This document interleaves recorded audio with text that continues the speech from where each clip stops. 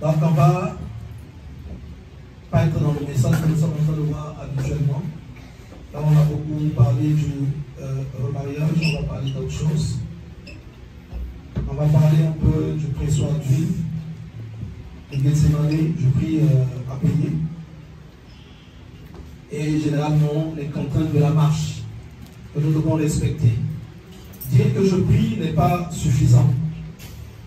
Ouvrir sa bouche et crier n'est pas suffisant dans la marche chrétienne. Il y a beaucoup de choses auxquelles il faut tenir compte pour rentrer dans la profondeur de Dieu, pour expérimenter la main de Dieu. Tu peux crier, tu peux jeûner, tu peux tout faire. Mais si tu n'as pas, c'est comme vous savez, c'est comme dans une maison. Un enfant aura beau demander à ses parents, mais le donner des parents viendra également de l'attitude de l'enfant.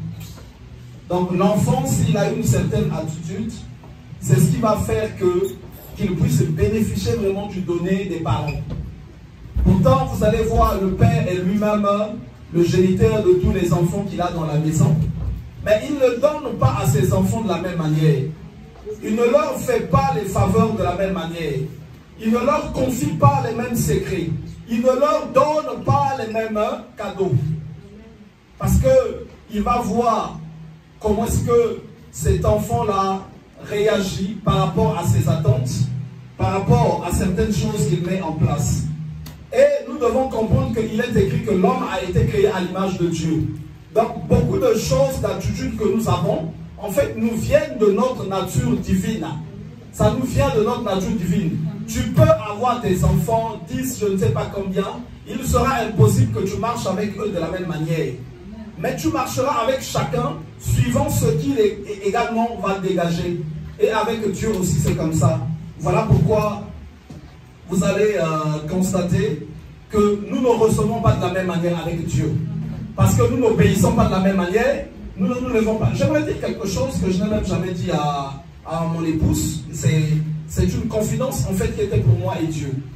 Donc entre-temps, quand j'étais à la direction des XPO en stage, j'ai vu, j'arrive, il y a donc mon stagiaire, mon tuteur, quand je l'ai appelé la première fois, j'ai vu déjà le nom.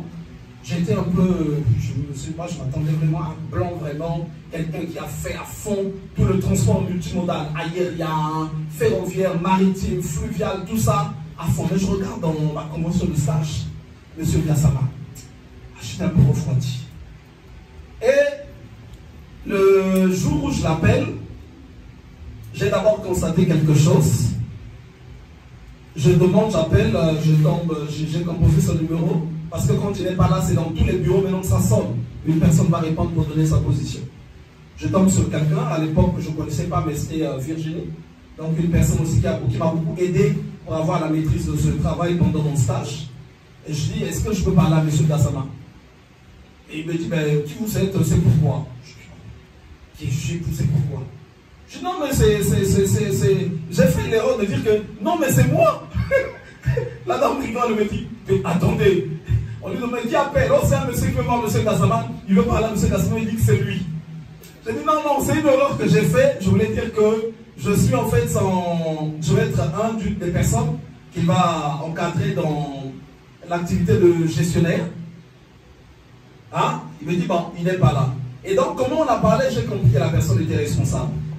Et quand j'arrive, le jour où je vais démarrer le stage, je rentre, c'est un parking bien verrouillé, donc ouf, que des belles voitures. Et moi, j'arrivais également avec la voiture moderne, hein, comme les voitures des pasteurs. Ça serait des voitures un peu modernes. Quand tu as une voiture trop de luxe, généralement ça crie. Donc, je vois quelqu'un qui descend dans une voiture, donc comment on appelle, un SUV, donc 4x4, trop balèze. Et il descend, il avait comme un pantalon de l'armée, avec ses sondages, il marchait tout longtemps avec ses documents. D'abord, j'ai demandé d'autres personnes que j'ai cru des cadres vraiment dans l'entreprise. Ah oui, est-ce que je peux... Ah non, non, je ne connais pas. Ah oui, mais je ne sais pas s'il est là. Et lui, quand je vois ce monsieur-là, je n'ai pas dit que non, ce n'est pas ce voyou-là qui va être la personne que je cherche. J'arrive, je suis monté, j'arrive à l'accueil, je veux voir monsieur Gassama. Mais pour le voir, c'est des successions en fait. Il faut arriver à tel. dis, mais c'est qui cette personne? Après, on me fait attendre. Finalement, je dis, je suis le stagiaire. Ah, le monsieur vient me chercher. Donc, c'est le monsieur que j'ai vu en tenue comme le frère Albon. Voilà, c'est une tenue comme ça qu'il avait, avec ses mouchouniabata. Donc, il vient me chercher. Ah oui, c'est M. Samba, c'est Judas. Et il a commencé à me présenter dans tous les bureaux. Et c'est lui le responsable d'exploitation. Donc, il commande tout le service administratif. Pourtant, il y a un responsable administratif, une directrice. Il commande un tel, il commande le service d'exploitation, il commande le service commercial. Donc, après le directeur général, c'est lui. Après le directeur général, c'est lui. Suivez-moi très bien. Il me reçoit dans son bureau. On s'assoit. Et lui aussi, il croyait que moi aussi, j'étais un stagiaire farceur seulement. Juste, on ne sait même pas d'où il vient. Et on a commencé à parler de ce que je faisais. On a parlé de la gestion, la comptabilité, les cotations dans le transport, l'aérien, le fluvial, le maritime, on a commencé à parler. Oh, il me dit, ah bon. Il a commencé à poser des questions et il m'installe. Et quand j'ai vu la dimension où était ce monsieur, on a démarré l'entretien. Je m'aperçois que le monsieur, en fait, n'a pas fait ses études. Il est rentré dans l'entreprise et il a appris. Il a commencé à monter. Et il a tenu l'exploitation pendant 17 ans. Et quand tu vois l'entreprise, un chiffre d'affaires journalier, quand ils sont en train de travailler, les ventes, donc dans l'équipe qui a travaillé le matin ou l'après-midi, le soir il y a que l'exploitation qui travaille, les autres services sont fermés, ils peuvent faire dans la journée jusqu'à 750-800 000 €. Et le tout se passe dans le travail qui est en train de se faire. Quand on a parlé, je me suis aussi aperçu qu'il était musulman. J'ai dit ceci, je te chasse de ce lieu au nom de Jésus, c'est là que je me sois. C'est ce que j'ai dit ce jour-là. Ayant une très bonne relation avec Dieu. Et vous savez, les jours qui suivaient, c'est lui qui m'a appelé pour me proposer ce poste. C'est lui qui m'a appelé. Moi j'avais dit, en tout cas, moi je vais m'asseoir. Je vais m'asseoir là. J'ai dit, Seigneur, si tu m'emmènes ici, ça c'est mon poste. Et seulement il y a des choses avec Dieu, ne t'hasarde pas de les faire parce que tu as vu un tel qui l'a fait. Ce qui joue d'abord, pourquoi je vous dis ça? Ce qui joue d'abord, c'est la relation. C'est la relation qui joue d'abord avec Dieu. C'est là d'abord que ça se joue. Il dit, je te donne possession de tout endroit où tu fouleras la plante de tes pieds. Il n'a pas dit ça à tout le monde. Mais il parlait à un prophète qui avait une grande relation avec lui.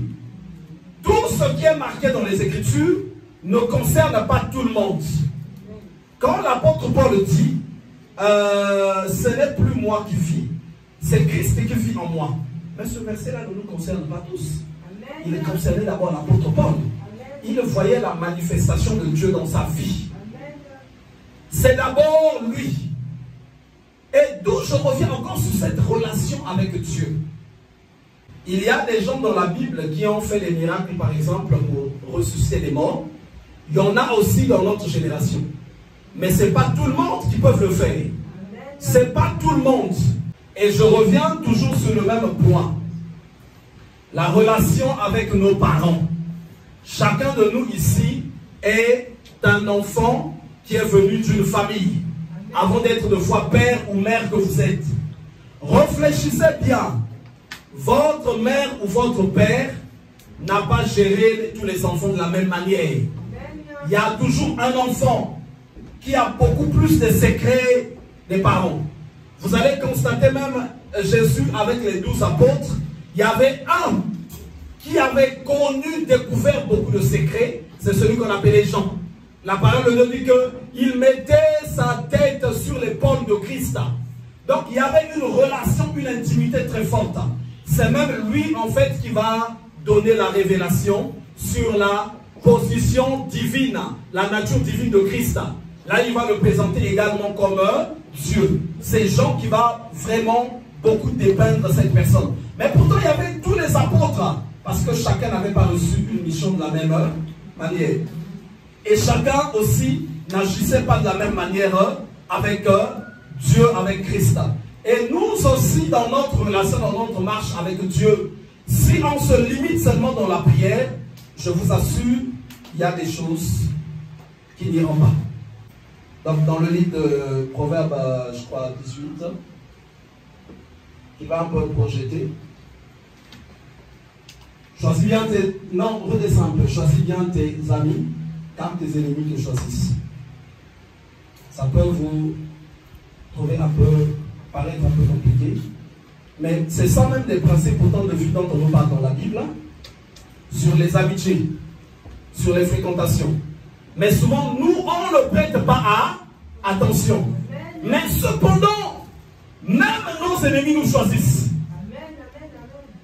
Nos ennemis nous choisissent. Comment ça se fait? Parce que des fois, il se dit, voilà. Ils font même le choix. L'ennemi fait même le choix. Donc, il nous pousse, il nous envoie des fois des gens à côté de nous, à un moment donné, pour chercher à nous déstabiliser. Et c'est là où dans le livre de Proverbes 18 au verset 24, on me dit, celui qui a beaucoup d'amis les a pour son malheur. Celui qui a beaucoup d'amis les a pour son malheur. Oh, il y a d'autres personnes dans sa relation avec le Seigneur, il va accepter même de se faire de foi solitaire.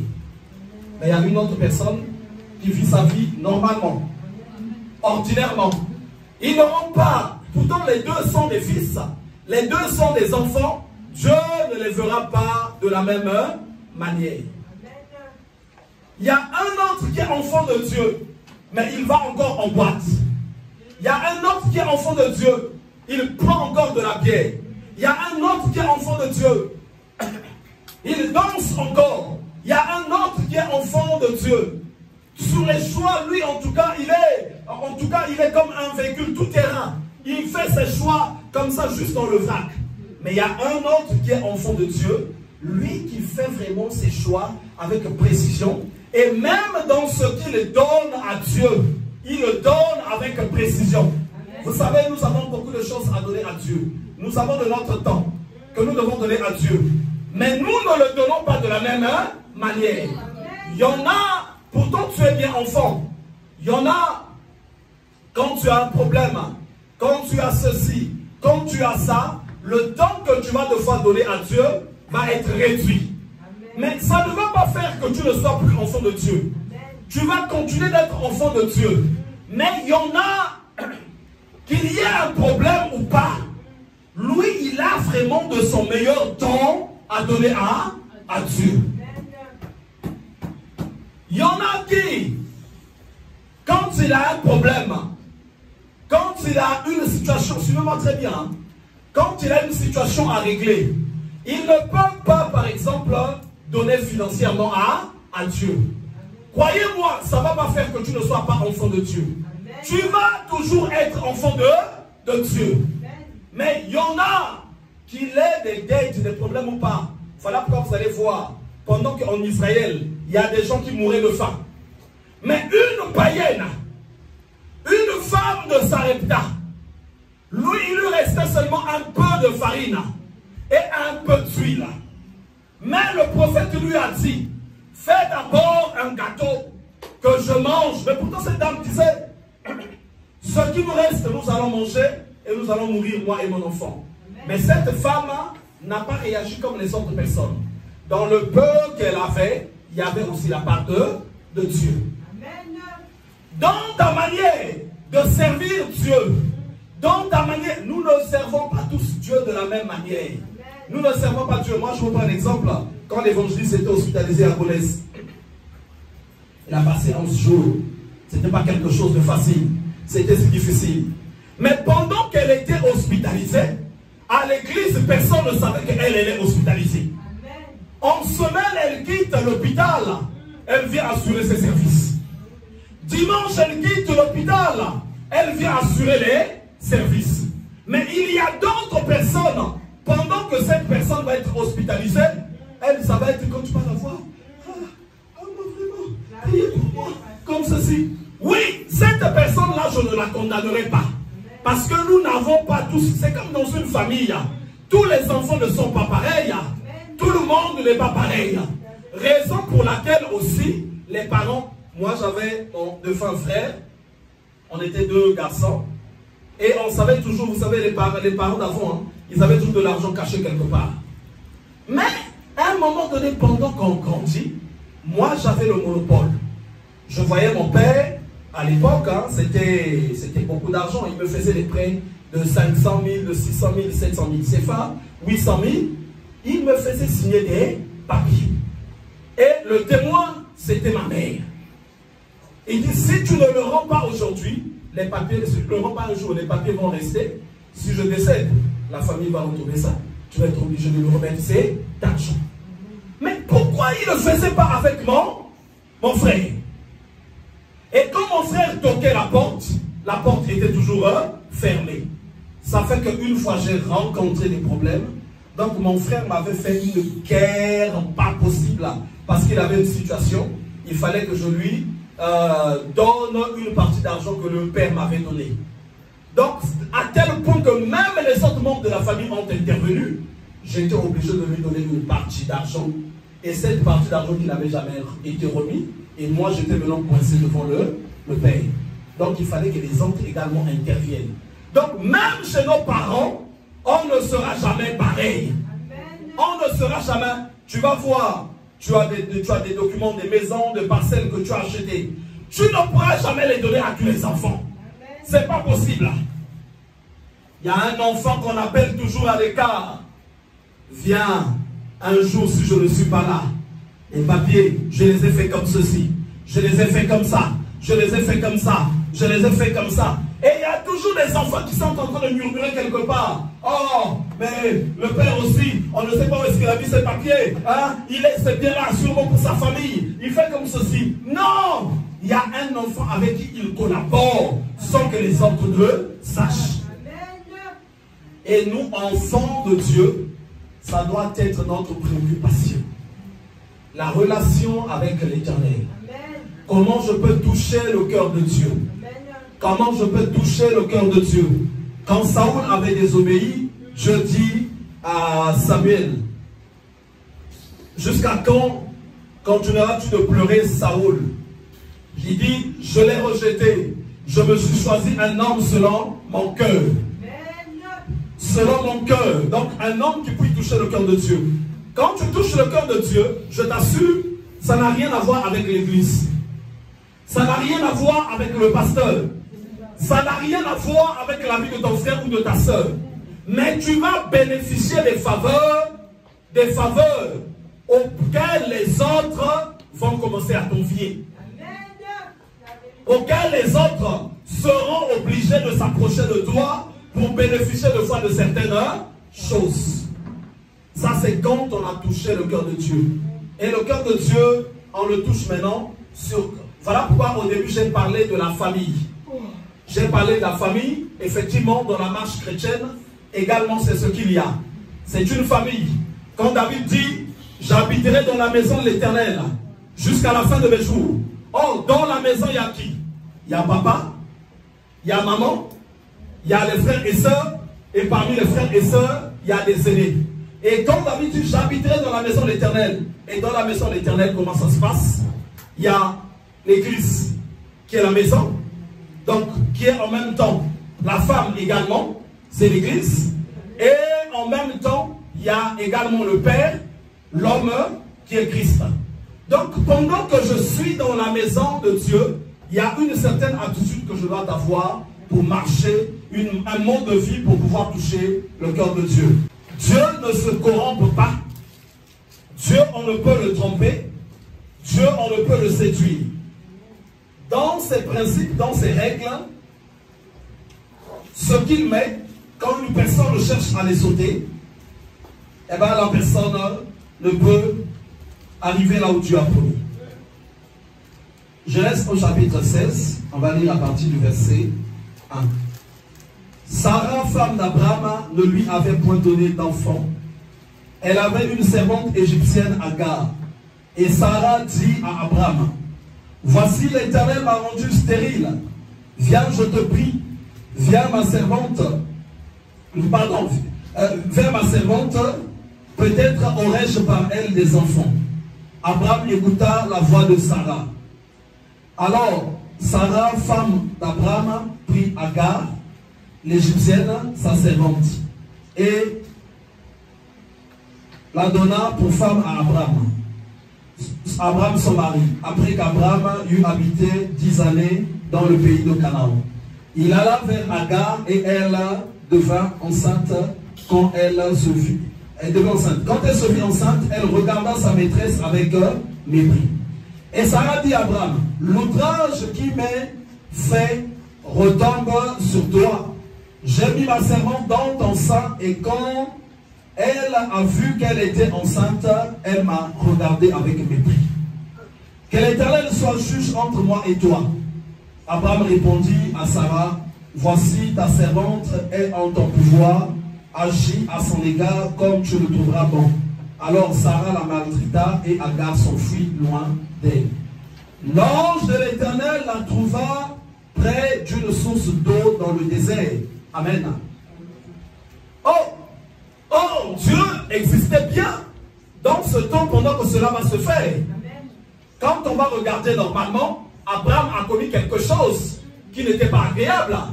Même si la femme lui avait dit, va vers ma servante.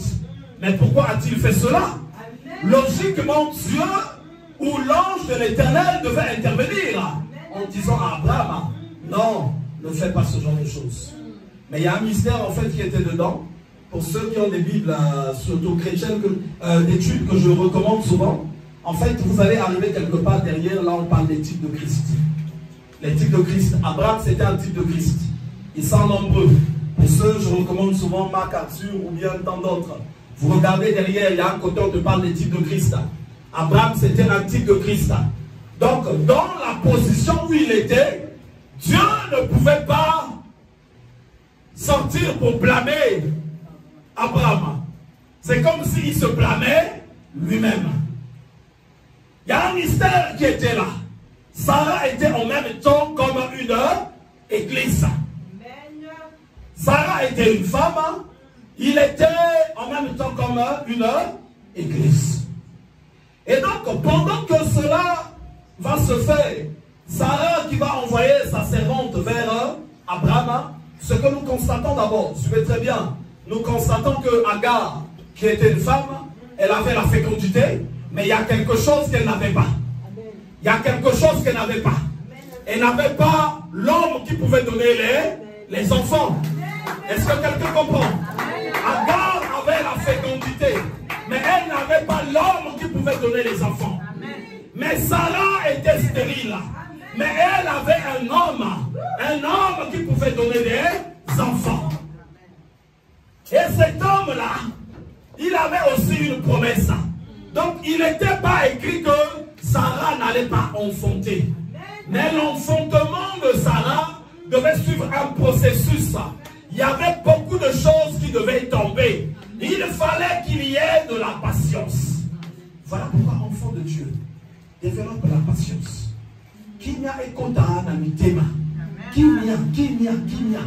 Quand tu vois que ton cœur s'agite un peu trop, blâme-le, blâme-le, blâme-le, blâme-le.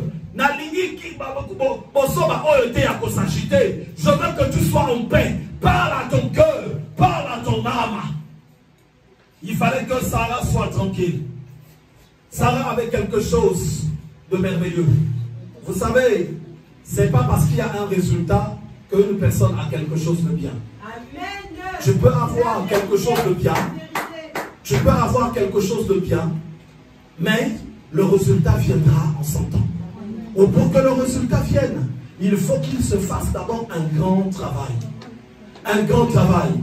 Donc Sarah était un principe. Sarah était un chemin par lequel on pouvait passer pour arriver vers l'homme qui devait donner des enfants.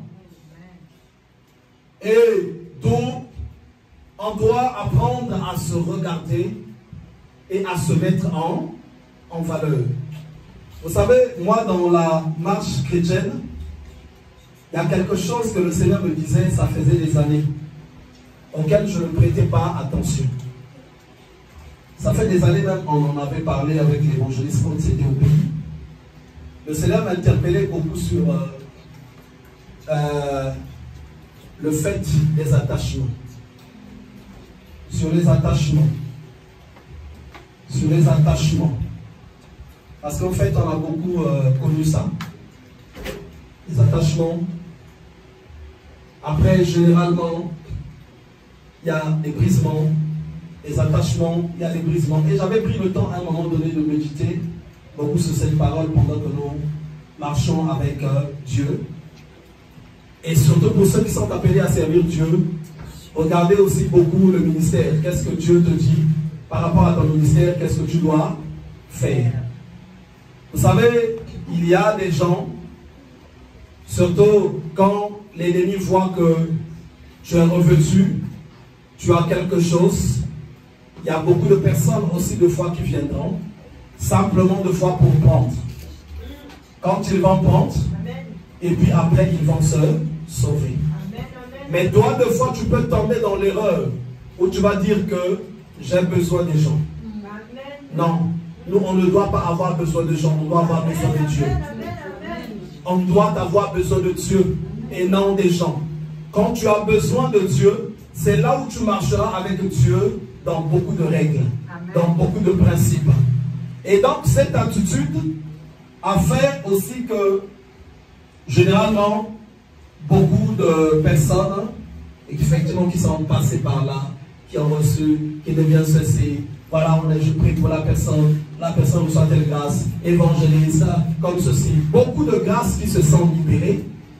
Mais, à un moment donné, quand la personne a obtenu ce qu'elle doit obtenir, finalement, on retrouve comme le cas de Agar. Le cas d'Agar. Donc, la personne qui va également, à un moment donné, se gonfler. Mais ici, quand on va voir pourquoi on va porter un peu l'erreur non, pas sur Abraham, sur Sarah, en fait, c'est elle qui n'avait pas su patienter, être dans les temps. Se dire que j'ai une promesse, il faut que j'attende. J'ai une promesse, il faut que j'attende. J'ai une promesse, il faut que j'attende. J'ai une promesse, il faut que j'attende. J'ai une promesse, il faut que je sois silencieux. J'ai une promesse, il faut que j'ai la maîtrise à l'intérieur de moi. Et donc Sarah va faire passer Agar, et Agar finalement va aller avec Abraham. Quand Agar va aller avec Abraham, et Agar va tomber enceinte. Donc quand elle tombe enceinte, à un moment donné, elle va regarder sa maîtresse avec dédain. Elle va regarder sa maîtresse avec mépris. Il y a quelques jours, je disais à quelqu'un, ne t'inquiète pas mon frère, souvent, c'est ceux que tu donnes beaucoup, c'est ceux-là qui vont te combattre, c'est ceux-là qui vont te déstabiliser. Et les règles de vie sont comme ça. Les règles de vie sont comme ça. Et donc, regardez bien, quand Agar va se lever contre sa servante, quand elle va commencer à avoir une attitude négative vis-à-vis d'elle, l'Éternel n'intervient pas pour réprimander Abraham. Et Abraham va donner l'autorisation à Sarah en disant que c'est ta servante, fait comme bon te semble. Et au milieu de la pression, Agar va s'enfuir. Quand Agar va s'enfuir, quand elle va partir, suivez-moi très bien. Quand Agar va partir, la parole de Dieu nous dit ceci dans le verset 7. L'ange de l'Éternel la trouva près d'une source d'eau dans le désert. Près de la source qui est sur le chemin de Shur. Il dit à Agar, servante de Sarah, d'où viens-tu et où vas-tu? Elle répondit, je fuis loin de Sarah et ma maîtresse. L'ange de l'Éternel lui dit, retourne vers ta maîtresse et humilie-toi sous sa main. L'ange de l'Éternel lui dit, je multiplierai ta postérité et elle sera si nombreuse qu'on ne pourra la compter. Amen. La promesse était là aussi dans la vie d'Agar. Je vais dire quelque chose, que je vais multiplier ta postérité. Mais il y a un mystère que nous voyons là. Agar avait été trouvée où? À côté du puits. Elle était où? Dans le désert. Elle était dans le désert. Donc Agar, en rentrant dans la rébellion, elle va ouvrir la porte du désert, qui est une porte de la mort. Quand vous ne lisez pas, vous ne faites pas attention de quelque chose, on va se poser la question, qu'est-ce qu'elle faisait à côté du puits? Pourquoi elle était là? Agar, il lui manquait deux choses. L'eau et le pain. L'eau et le pain. C'est ça qui était en train de lui manquer. Le pain qui devait lui donner la vie. Et l'eau également qui devait lui donner la vie. Le pain qui est une représentation de la personne de Christ. Mais regardez bien, elle était enceinte. La grossesse, elle avait. Elle était enceinte et la grossesse, elle avait. Mais pour que cette grossesse-là vive, il fallait qu'il y ait du pain et il fallait qu'il y ait de l'eau. On va le voir plus loin. Mais curieusement, l'ange n'avait pas le pain. L'ange n'avait pas de l'eau. Si l'ange avait le pain et l'eau, l'ange allait lui donner et lui dire, vas-y, continue ton chemin. Alléluia. Est-ce qu'il y a un esprit qui comprend? Amen. On va lui dire ceci. Tu veux être béni. Tu veux multiplier. Mais il y a une condition. Il faut que tu retournes t'humilier vers ta maîtresse. Elle était la servante et la maîtresse était Sarah. Et quand on va bien voir aussi, Sarah n'avait pas le pain.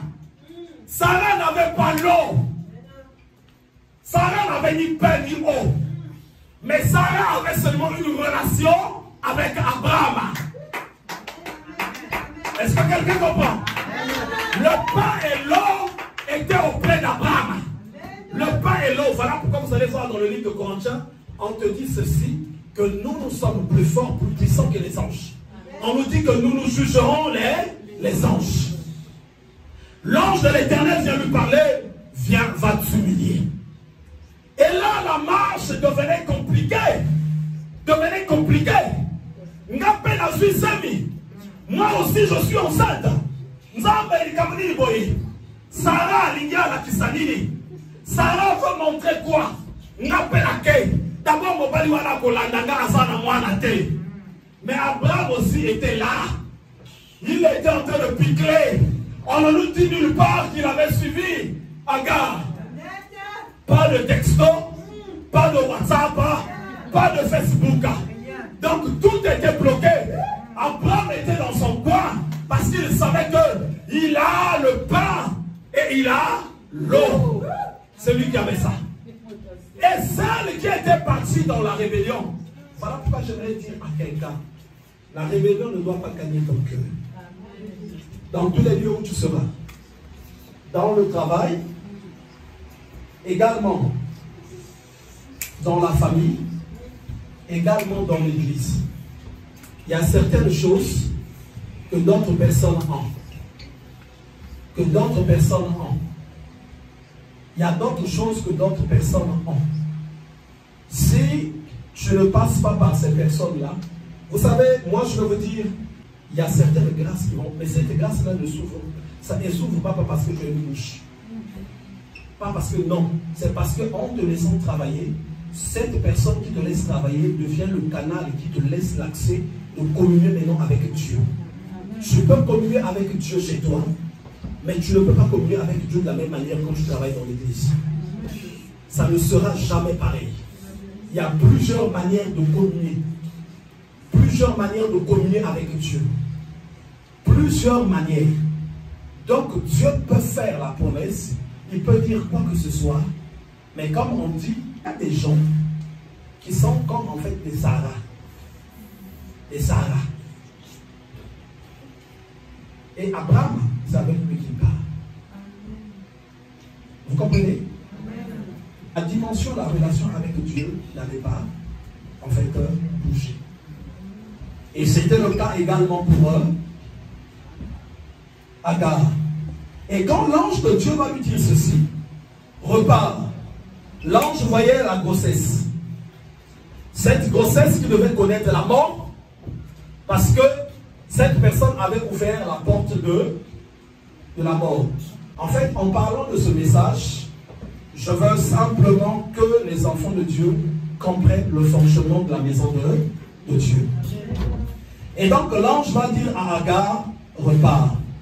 Repars, va t'humilier auprès de ta servante, parce que tu as une grande promesse. Tu as une grande promesse que tu as reçue. Il faut que tu repartes. Agar pouvait dire, mais non, cette femme-là, elle est comme ceci, elle est comme ça, elle est comme ça. Pour qui elle se prend? Pour qui? Mais l'ange avait compris que dans cette marche, il fallait que Agar connaisse un brisement. Qu'elle se mette dans un brisement. Parce que sortir, partir, sans avoir du pain, sans avoir de l'eau, ça allait lui mettre en danger. Voilà pourquoi même l'ange l'avait trouvé dans le désert, à côté du puits. En fait, dans le puits, Agar se disait qu'elle va trouver de l'eau, mais elle a trouvé un puits sec, là où il n'y avait pas d'eau. Et l'eau était restée d'où elle était partie. L'ange va lui dire, repars. L'ange de l'Éternel lui retourne vers ta maîtresse, humilie-toi sous sa main. L'ange de l'Éternel lui dit, je multiplierai ta postérité et elle sera si nombreuse qu'on ne pourra la compter. L'ange de l'Éternel lui dit, voici tu es enceinte et tu enfanteras un fils. Et à qui tu donneras le nom d'Ismaël, car l'Éternel t'a entendu dans ton affliction. Il sera comme un âne sauvage, sa main sera comme douce et la main de tous sera contre lui, et il habitera en face de tous ses frères. Ça veut dire qu'il avait pleuré, ça veut dire qu'il avait recherché la face de Dieu, mais la manière pour Dieu de lui répondre, c'est de suivre une démarche. Or, dans beaucoup de demandes que nous faisons à Dieu, il faut que tu ouvres ton esprit pour comprendre la démarche. La démarche que tu vas faire. Les choses que Dieu donne sont accompagnées de certaines démarches. C'est là que je t'assure, si tu te dis dans ton esprit que moi j'ai un ministère, moi je vais devenir comme ceci, moi je vais devenir comme ça. Si tu n'as pas compris que tu as une démarche, il y a un chemin, il y a une voie que tu dois suivre, là déjà commence en fait ton échec. Là commence déjà ton erreur. Il y a une démarche que tu ne peux obtenir. C'est comme une personne qui voudrait avoir un enfant. Mais obligatoirement, il y a une démarche que tu vas faire. Que tu aies cet enfant-là toi-même comme géniteur, ou que tu l'aies comme un enfant que tu as adopté, il y a des démarches que tu vas entreprendre. Sans ces démarches, tu n'auras pas d'enfant. Donc tu auras beau demander à Dieu, Seigneur, il me faut un enfant, Seigneur, il me faut un enfant, sache qu'il y a des démarches que tu vas entreprendre. Et dans beaucoup de prières que nous faisons à Dieu, tant que tu n'as pas compris le principe, la démarche que tu dois entreprendre, il y a un blocage qui est là. Il y a un blocage. La prière, tu peux la faire avec moi. La prière, tu peux la faire avec qui que tu veux. L'onction peut descendre. Mais l'accomplissement, la réalisation, il y a toujours souvent une démarche. Il y a toujours souvent une démarche. Il y a toujours souvent une démarche qu'il faut entreprendre. Il y a une démarche. Et quand tu n'as pas suivi cette démarche, souvent tu vas rencontrer beaucoup de complications. Et cette dame avait la promesse, mais la démarche qu'elle était appelée à faire, c'est de repartir auprès de sa maîtresse et de s'humilier. Quand elle repart auprès de sa maîtresse, elle va être reçue. Déjà, la grossesse a été épargnée. La grossesse qu'elle avait a été épargnée. Donc, elle n'a pas perdu cette grossesse. Le verset 15 nous dit, Agar enfanta un fils à Abraham, et Abraham donna le nom d'Ismaël au fils qu'Agar lui enfanta. Abraham était âgé de 86 ans lorsqu'Agar enfanta Ismaël à Abraham. Donc pendant longtemps, cet enfant va vivre chez Abraham avec Agar qui va s'humilier auprès de sa servante. Donc elle avait maintenant une attitude qui a permis qu'elle puisse avoir la vie. Mais la vie par rapport à une promesse que Dieu lui avait faite. C'est là qu'il va avoir la promesse. C'était qui? C'était Ismaël. Donc il va vivre. On vient dans le livre de Genèse au chapitre 21. Au chapitre 21. Je vais lire le nom du Seigneur à partir du verset 1. L'Éternel se souvint de ce qu'il avait dit à Sarah. Et l'Éternel accomplit pour Sarah ce qu'il avait promis. Sarah devint enceinte et elle enfanta un fils à Abraham dans sa vieillesse. Au temps fixé dont Dieu lui avait parlé. Abraham donna le nom d'Isaac au fils qui lui était né, que Sarah lui avait enfanté. Abraham circoncit son fils Isaac, âgé de 8 jours, comme Dieu le lui avait ordonné. Abraham était âgé de 100 ans à la naissance d'Isaac, son fils. Et Sarah dit, Dieu m'a fait un sujet de rire, quiconque l'apprendra rira de moi. Elle ajouta, qui aurait dit à Abraham, Sarah allaitera des enfants. Cependant, je lui ai enfanté un fils dans sa vieillesse. L'enfant grandit et fut sévré, et Abraham fit un grand festin de jour où Isaac fut sévré. Donc à cela, je reviens encore sur le point où je vous parle de patience. Je vous parle de patience. Quand on n'est pas patient, on va attirer beaucoup de personnes, même beaucoup d'amis vers soi. Il y a un ami que Dieu le fois prévoit pour toi, par lequel tu vas avoir, puisque celui qui a trouvé un ami fidèle, a trouvé un bon de vie. Il y a un ami par lequel tu auras la paix. Il y a un ami par lequel tu auras la tranquillité. Il y a un ami qui sera là dans les temps de malheur, dans les temps de difficulté. Mais quand tu es impatient, tu vas recevoir tout le monde comme ami. Tu vas recevoir tout le monde comme ami. Tu vas recevoir. Et Sarah, le fait qu'il avait manqué de patience, il a commis maintenant une erreur, quelque part, qui va lui coûter cher. Qui va lui coûter cher. Si j'ai parlé depuis le début sur beaucoup de points que le Seigneur m'avait parlé, il y a beaucoup de personnes, pourtant, la personne arrive. Il faut la former, c'est une grâce que Dieu m'a fait. Bon. Mais vu que je n'ai pas été patient au temps de Dieu, il y a un moment donné, cette personne-là va partir. Amen. Quand elle part, en fait, mais c'est moi qui paie. C'est le ministère qui paie. Cette personne revêt quelque chose qui m'était destiné. Amen. Cette personne revêt une grâce que devait recevoir deux fois une personne qui allait être là. Amen. Mais, et bien que quand cette personne va partir, elle va aller vers le désert. Cette chose, puisqu'on l'a vu, la majorité de ces personnes, après, de fois, généralement, reviennent implorer la miséricorde comme ceci. Mais, ces personnes-là, souvent, c'est quand ils ont perdu les grossesses qu'ils avaient. Les choses-là sont détruites, la grâce qu'ils ont reçue était détruite. Mais si on avait attendu le bon moment, si on a attendu le bon moment, qu'est-ce qu'il y a à avoir des fausses couches?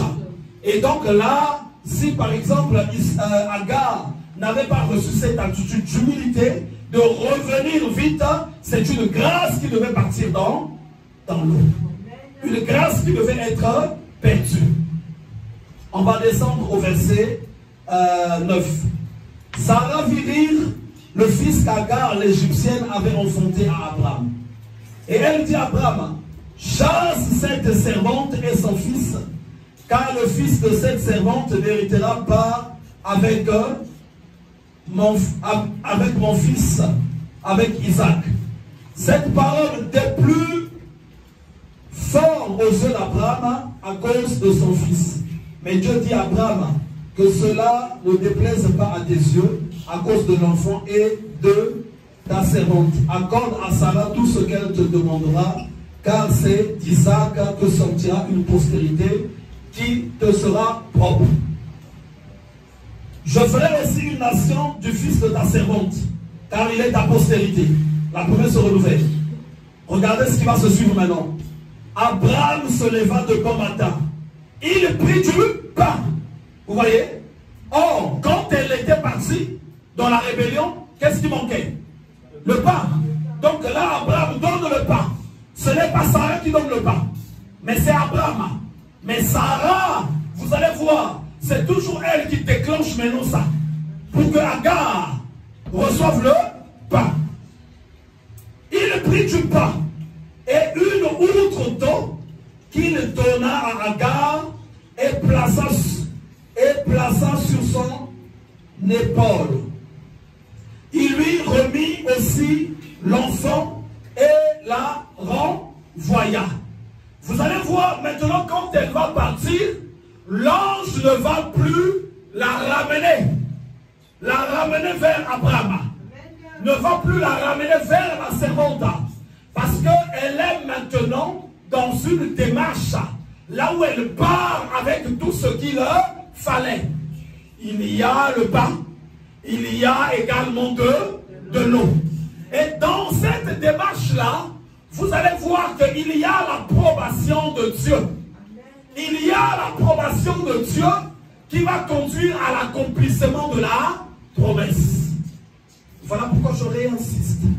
Les démarches. Dans les démarches de Dieu, il y a l'attitude de brisement, d'humilité. Regardez de la grossesse. Et là, on nous dit que l'enfant commençait à jouer. Donc, quand Agar repart chez sa maîtresse Sarah, Agar était encore enceinte. Combien d'années elle a été en attitude d'humilité? Combien d'années elle a été en attitude de brisement? Pour repartir avec de pain et de l'eau. Or, le pain, c'est une représentation du corps de Christ. C'est une représentation de la vie. Il a dit, je suis le pain de vie. Pour avoir le pain de vie, il y a des principes de brisement. Il y a des principes d'humilité. Des principes d'humilité qu'il faut revêtir. Je veux servir le Seigneur, je veux avancer avec Dieu. Mais ce qui va beaucoup jouer, c'est l'attitude que tu revêts. C'est ça qui va jouer. C'est ça, vous savez, servir Dieu, c'est question d'avoir une provision spirituelle. Quand on va voir, je crois, on va arriver là. Si on vient au verset 19. Au verset 19, regardez ce que dit la Bible. Et Dieu lui ouvrit les yeux et elle vit un puits d'eau. Elle vit un puits d'eau. Vous voyez? Là, on parle des mystères spirituels. Donc, pour voir un puits d'eau, il faut que Dieu t'ouvre les yeux. Parce qu'il y avait quelque chose de spirituel qui se passait dans cette bataille. Mais posez-moi la question. Au premier abord, quand elle recherchait de l'eau, quand elle était au puits, pourquoi Dieu ne lui avait pas ouvert les yeux pour voir un puits d'eau? Parce que Dieu avait regardé, il te manque quelque chose. Tu n'es pas parti comme il fallait partir. Où est ton pain? Où est ton eau? Toi là, tu es un rebelle. Il y a des choses qui te manquent. Je ne peux pas t'ouvrir les yeux. Je ne peux pas t'ouvrir l'esprit. Et l'Éternel l'a renvoyé encore. Voilà que maintenant l'Éternel lui ouvre les yeux pour voir un puits d'eau. Mais avant de l'arriver là, Abraham a fait un paquet. Il lui a donné le pain et il lui a donné également de l'eau. Vous savez, même chez toi, quand un enfant, son temps est arrivé, ben il va partir maintenant, il va aller construire sa vie. Et tant que père ou en tant que mère, par rapport à l'autorité que tu as reçue, cet enfant-là peut décider de tracer sa vie sur la manière dont il va partir. S'il dit, bah, moi je m'en fous de maman, de papa, bon d'abord je suis parti, il a fait ses bagages, il est parti, il y a une bénédiction qu'il n'aura pas. Parce qu'il était sous ta couverture, il était sous ton toit. Mais étant que parent, que tu pries ou pas, ce que Dieu va attendre, c'est que tu ouvres la bouche. C'est que tu dises, ok, mon fils, ma fille, vas-y, que la grâce vraiment t'accompagne, vas-y, va prospérer. Et le fait que ces paroles-là ont été sorties, on considère qu'il t'a maintenant libéré et Dieu prendra aussitôt une relève. La main de l'Éternel t'accompagnera, le regard de Dieu également serait avec toi. Donc, même dans la vie normale comme ça, il y a des règles, il y a des démarches qu'il faudrait faire. Et quand on marche aussi avec Dieu, il y a des démarches. Il y a des démarches qu'il faut faire. On ne doit pas juste marcher comme ça. Donc juste comme nous, on n'est pas des animaux. Nous, Dieu nous a créés différents des animaux. On marche avec des règles, on marche avec des principes. Nous avons des démarches à entreprendre. C'est ce que j'étais en train de parler aujourd'hui avec l'évangéliste. Vous savez, dans la vie, il y a ce qu'on appelle des codes de vie qui sont installés sans qu'on ne se rende compte. Ce n'est pas des obligations. Mais ces codes-là font par exemple dans la vie.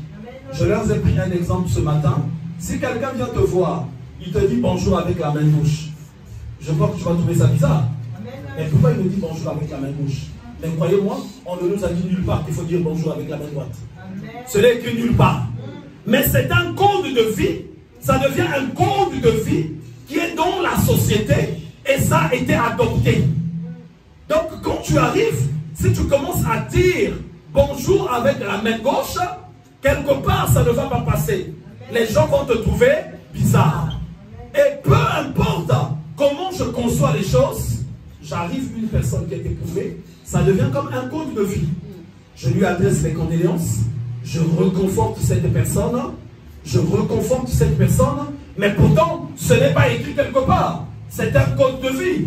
Il y a des codes de vie. Tu vas arriver par exemple, même celui qui n'aime pas les costumes, celui qui n'aime pas s'habiller à peu près comme ça, sauf si tu as une attitude de monter à aimer, rébellant foyer banga, si tu es invité à l'Assemblée, tu es invité à l'Élysée voir le président ou le Premier ministre, je crois que tu vas rechercher une veste. Je crois que tu vas la rechercher parce que c'est des codes de vie. Celui qui marche même bizarrement, le jour qu'il va aller rencontrer son beau-père, c'est un code de vie à Kobogi, sa démarche naïe. Donc il va aller avec tout le respect qu'il faudrait. Sa chemise sera bien repassée parce que c'est un code de vie. Et dans la vie où nous sommes, il y a des codes, des principes, des démarches que nous devions comprendre si on veut expérimenter la main de Dieu. À l'école, ne combat pas beaucoup tes professeurs. À l'école, recherche la faveur parce que c'est des autorités qui sont établies.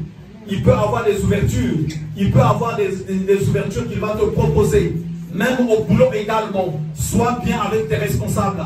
Parce que sache que même si Dieu t'a promis une élévation, mais ces personnes-là seront touchées par Dieu pour te ramener de fois à tel et tel niveau. Même quand tu es quelque part d'autre, tu déposeras un CV. Il y a ce qu'ils appellent les contacts, je ne sais pas comment il y a une expression qu'on utilise. Ils vont appeler pour prendre des nouvelles, comment tu avais travaillé. Mais si tu n'avais pas bien marché quelque part, il n'y aura pas un bon rendement pour ta personne. Et donc les démarches, on doit apprendre à les connaître, même dans la maison de Dieu. Et si depuis le début j'ai dit, nous ne sommes pas tous pareils devant Dieu, mais c'est chacun qui doit apprendre à se créer une place. À se créer une place. Moi, quand j'ai pris l'exemple de l'évangéliste, je considère que si c'était une autre personne, dans le chemin où elle est passée, je crois que la personne de foi serait enterrée.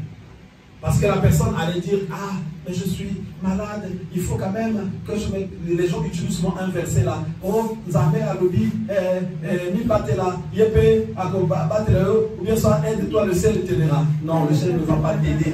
Ce n'est pas écrit comme ça, ce n'est écrit nulle part. Il faut adopter des démarches. Et moi, je ne l'avais jamais demandé dans son état de venir participer au programme de prière. Mais quand j'arrive, je vois que la personne, on est au téléphone parce qu'on passe tous les jours à l'hôpital, ne vient pas à l'hôpital, on va se retrouver aller à l'église, à Binipe l'hôpital. Je ne le conseille pas aussi à tout le monde. Je ne voudrais pas que quelqu'un dise quelque part, oh, pasteur à l'hôpital, l'autre à la prière, quand on est plutôt à l'hôpital, qu'on vienne à la prière. Je ne veux pas que la police m'interpelle. Ce n'est pas ce que j'ai dit. Mais je te prends un exemple du fait que nous ne donnons pas tous le temps de la même manière. On ne sera jamais aussi béni de la même manière. Il y a d'autres personnes, lui, il donne seulement même à Dieu quand il a du superflu. Quand il a du superflu, j'ai 1800 euros et 1818 euros. Ah, mais 18 euros, j'ai 18 euros là. C'est mieux que j'aille donner ça à Dieu. Mais quand c'est 1800 fermé, quand 1800 j'aime Aristouna. Tu es aussi enfant de Dieu. C'est pas mauvais. Tu es enfant de Dieu. Croyez-moi, je ne dis pas que tu n'es plus enfant de Dieu. Non. Tu es toujours enfant de Dieu. Mais nous ne donnons pas de la même manière. Nous ne prions pas de la même manière. Nous ne servons pas Dieu de la même manière. Et nous ne touchons pas le cœur de Dieu de la même manière. Dernièrement, j'ai reçu des gens que j'étais en train d'expliquer. Quand la parole de Dieu nous dit que non, que chacun de nous porte sa croix. Donc la démarche que tu vas suivre, elle va être salutaire pour toi, elle va être aussi salutaire pour les autres. C'est par rapport à ta démarche que tu toucheras de plus en plus le cœur de Dieu. Le moi, il doit se taire. Le moi, il doit se taire. Et on doit avancer doucement, dans l'humilité, dans l'obéissance. Il y a des choses, il faut comprendre pour les avoir, il faut passer par le chemin de l'obéissance. Voilà pourquoi dans la Bible, on nous dit, l'obéissance vaut mieux que les sacrifices. Or, dans l'obéissance, il y a un grand prix à payer. Un grand prix à payer. Un grand prix à payer. C'est dans l'obéissance que tu vas comprendre qu'il faut que je règle mes temps, mes heures de prière. C'est dans l'obéissance que tu vas comprendre qu'il faut que nous allons boyer devant le Seigneur. Si tu es dans l'obéissance, si tu es dans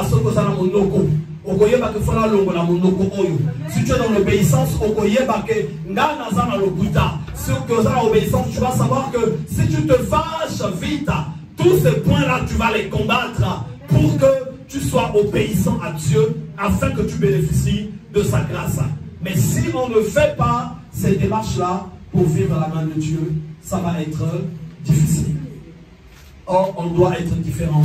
Dans la maison de notre Père, on doit être ceux-là qui portent les secrets. C'est difficile d'obéir à Dieu. Même obéir à ton chef au boulot, c'est difficile. Mais combien de fois obéir à Dieu? Être un enfant de Dieu, c'est bien facile. Hein? C'est la chose la plus facile. Tu acceptes le Seigneur. Je te reçois comme enseignement sauveur personnel. Tu vas te faire baptiser, l'eau de la chair ne t'arrive jamais. On te baptise à chair. Tu sors là, tu deviens un enfant de Dieu. Mais, être serviteur de Dieu, c'est autre chose. Serviteur de Dieu juste pour prêcher, aussi, c'est aussi autre chose. Mais pour qu'il y ait le miracle, c'est aussi autre chose. C'est aussi autre chose. Tu auras trop d'exigences dans ça. Ça va comme ceci, comme ça. Tu abandonne ceci, abandonne ça, abandonne ça. Et déjà, il faut qu'il y ait quelqu'un qui te dise telle chose est mauvaise. Il faut que tu abandonnes. Et moi, quand je marche avec les gens, je te dis une fois, je sens qu'il y a une attitude de rébellion. Je te dis 2 fois, 3 fois, je ne te dis plus rien. Reste comme ça. Reste, je ne veux plus te dire quelque chose. Je vais t'aider vraiment, parce qu'il y a des gens qui ont la volonté d'aller en enfer. Je veux que toi, tu as cette volonté-là. Je vais t'aider. Je vais t'aider, tu as cette volonté-là. Je vais t'aider. Mais tu sais, il y a d'autres personnes, tu l'as tellement dit, il devient frustré, il ne te parle plus. Ah non, non, non, non, non, non. Moi, j'ai envie d'être en paix. Non, non, non, non, non. Je dis, même mon épouse, je lui dis toujours. Je lui dis, oh non, comme ceci. Regarde bien, c'est comme ceci. Oh non, je lui dis. Bon, je te dirai plus. Et il y a des choses, je ne lui dis pas aussi. Mais moi, je sais qu'elle est en train de partir vers le mur. Quand elle part vers le mur, là, elle devient très gentille vis-à-vis de moi.